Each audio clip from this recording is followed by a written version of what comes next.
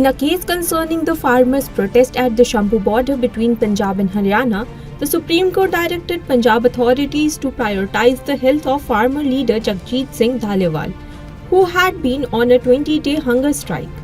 The court emphasized that farmers could present their demands directly to the court instead of relying on the High Power Committee. The order followed Punjab Advocate General Gurminder Singh update that decisions had taken place between Punjab officials, union representatives and Dhaliwal. However, Dhaliwal declined medical assistance and refused to visit a hospital, while the farmers rejected dialogue with the committee formed by the court. Previously, the Supreme Court had instructed the committee to engage with farmer leaders to clear the border, relocate the protesters and restore highway traffic. After today's hearing, a bench comprising Justice Suryakant and Justice Ujjwal Bhuiya stated, "The doors of the court are always open, and any demands from the farmers or their representatives can be brought to the court." The court also instructed state authorities to ensure that Dhaliwal receives timely medical care as per his condition. The Allahabad High Court, while hearing a case concerning an FIR against ALT News founder Mohammed Zubair for a social media post about Yati Narsimhanan's alleged speech on microblogging platform X, questioned why Zubair chose to share the speech online instead of filing an FIR or pushing other legal avenues. A bench comprising Justice Siddharth Verma and Justice Ram Manohar Narayan Mishra observed that Zubair's tweet was aimed at creating unrest. The judges asked, "Have you filed an FIR against Yati Narsimhanand?" and noted that if Zubair had objections to the speech, he should have approached the court rather than disrupting social harmony by posting it online. In response, Zubair's senior advocate argued that he was exercising his right to free speech and had merely highlighted a speech already discussed by others.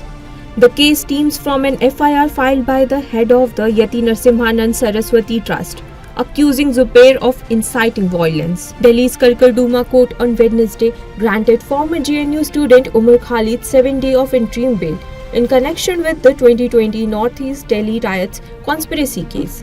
The bail was granted to allow Khalid to attend a family wedding. As per the bail condition, he is prohibited from contacting any witness or individuals involved in the case and is barred from using social media during this period. Khalid is permitted to interact only with family, relatives and friends and must remain at home or at venues hosting wedding rituals. He is required to surrender to the jail superintendent by the evening of January 3, 2025, once the bail period ends. Singer Diljit Dosanjh could face increasing legal challenges as the Chandigarh administration informed the Punjab and Haryana High Court about noise limit violation at his December 14 concert in the Union Territory. Strict action has been recommended against those responsible.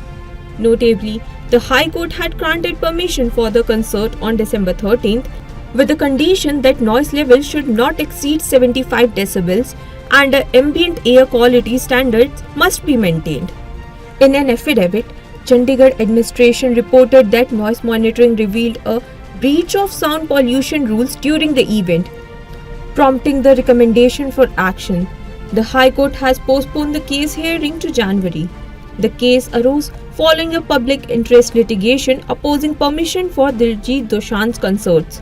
While hearing the PIL, the court emphasized that concerts are allowed as long as regulations are adhered to.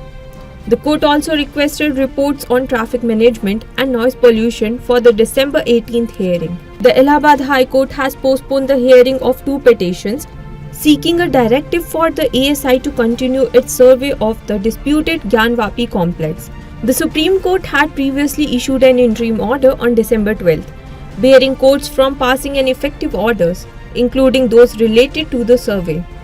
Justice Rohit Ranjan Agarwal's bench adjourned the matter to February 24, 2025, noting that the Supreme Court is scheduled to review the constitutional validity of the Place of Worship Act 1991.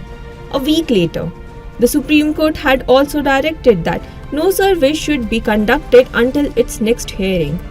The petition under consideration involved separate requests, one by Rakhi Singh seeking a survey of the Wazukhana area and another by Vijay Shankar Rastogi requesting a survey of the Swambhu Jyotirling of Lord Adi Vishweshwar located beneath the main dome of the Gyanvapi Mosque.